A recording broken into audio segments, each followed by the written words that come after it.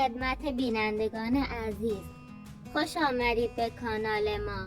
امروز می‌خواهیم درباره یکی از کانال‌هایی صحبت کنیم که زندگی روزمره خود را بدون فیلتر و با تمام سختی به نمایش می‌ذارند. قبل از هر چیزی لازم می‌دانم یک نکته مهم را روشن کنم. چند روز پیش درباره این خانواده اطلاعات اشتباهی منتشر کردم. دلیلش این بود که من به حرفهای خواهرم اعتماد کردم و بدون تحقیق کافی همان اطلاعات را منتقل کردم. اما بعد از دیدن چند کامنت و پیام از شما تصمیم گرفتم شخصا تحقیق کنم و واقعیت را بررسی کنم تا هیچ کسی دچار سوء تفاهم نشود. از اول تا آخر ویدیوها همگی اطلاعات خودم بوده، ولی ویدیویی که چند روز پیش پخش شد بر اساس اطلاعاتی بود که خواهرم به من داده بود و اطلاعات نادرست بود. قبل از اینکه وارد نقد و بررسی کانال امیر بشیم، از شما دعوت میکنم در کانال دوم ما عضو شوید. دلیلش این است که اگر روزی کانال اصلی با مشکل مواجه شد، بتوانیم فعالیت ما را ادامه دهیم و نقد و بررسی کانال ها را بدون توقف پیش ببریم. در کانال دوم فعلا زندگی روزمره و پشت صحنه ها را منتشر می کنیم تا ارتباط نزدیکتری با شما داشته باشیم. پس تا آخر این ویدیو همراه ما باشید. و اما بریم سراغ موضوع اصلی.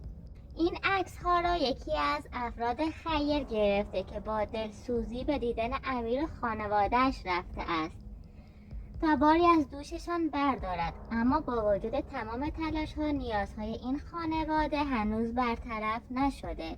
آنها تقریبا هیچ چیزی ندارند. این خانواده در روستای دودراز زندگی می کنند که امکانات محدود است و زندگی سختی دارند. در این تصاویر همه چیز مشخص است. امیر درگیر یک بدهی بسیار سنگین شده است. او مجبور شده از چندین نفر پول قرض بگیرد. بعضی ها بدون سود، بعضی ها با سود. مجموع این بدهی ها رقم بزرگی است و فشار زیادی روی خانواده وارد کرده. خدیجه و اکرم همسران واقعی امیر هستند و حکیمه نیز باردار است. هزینه‌های آزمایش، سونوگرافی و مراقبت‌های بارداری بسیار بالا رفته و با توجه به افزایش قیمت دلار، شرایط مالی آنها سخت‌تر شده است.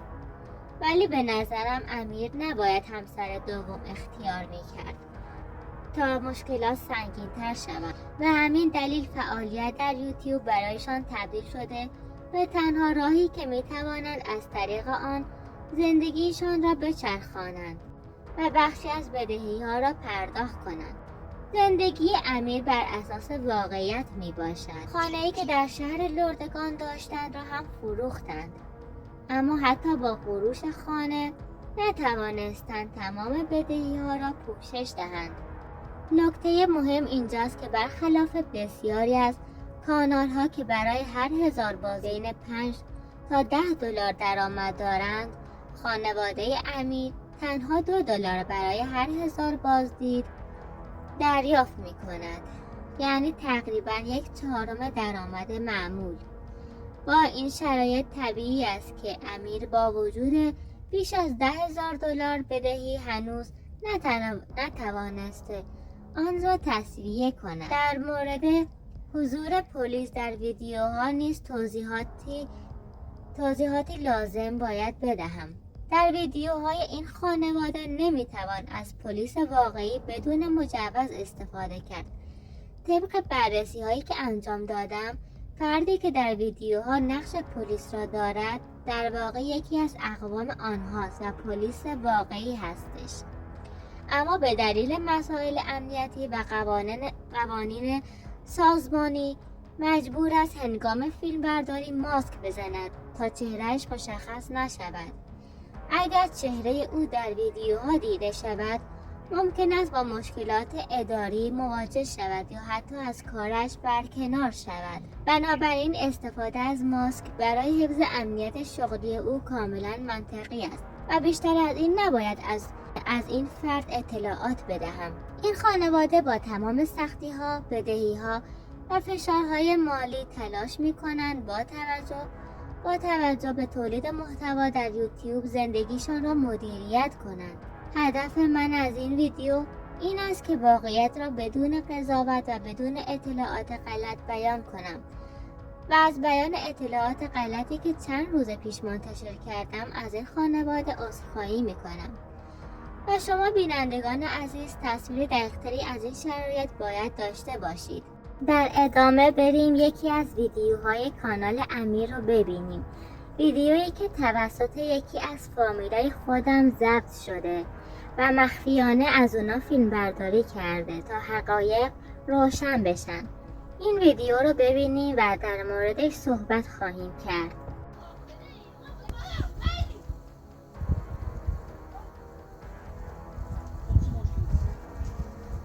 این فیلم توسط یکی از جاسوس‌های من ضبط شده. مجبور بوده از فاصله دور فیلم برداری کند تا چهرهش دیده نشود و قابل شناسایی نباشد. در این ویدیو خدیجه مدام به حکیمه میگوید که امیر فقیر و بدبخت است. نمیتواند از فرزندش مراقبت کند و حتی توان تأمین نیازهای او را ندارد. او لحظه به لحظه امیر را تحقیر میکند تا جایی که رو به امیر میگوید مادرم را آزاد کن، تو یک آدم فقیر هستی، حتی نمیتوانی آینده زن و بچه هایت را تأمین کنی. امیر با بغض و ناراحتی جواب میدهد اگر من فقیر هستم به تو هیچ ربطی ندارد. از اینجا برو، اصلا برو خانه پدرت زندگی کن. چرا میخواهی با یک آدم فقیر زندگی کنی؟ خدیجه دوباره شروع به تحقیر میکند. تو حتی پول نداری مرا طلاق بدهی، حتی توان خرید یک لباس برای حکیمه را هم نداری.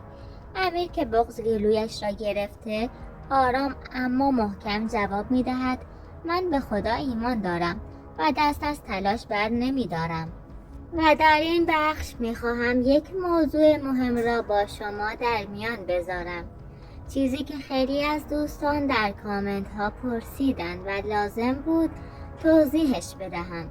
خیلی ها گفتن چهره‌ات قابل شناسایی است و یا چطور بعضی ها تو را نشناختند و من هم صادقانه میگویم بله، برخی از اقوام و حتی دوستان مرا شناسایی کردند.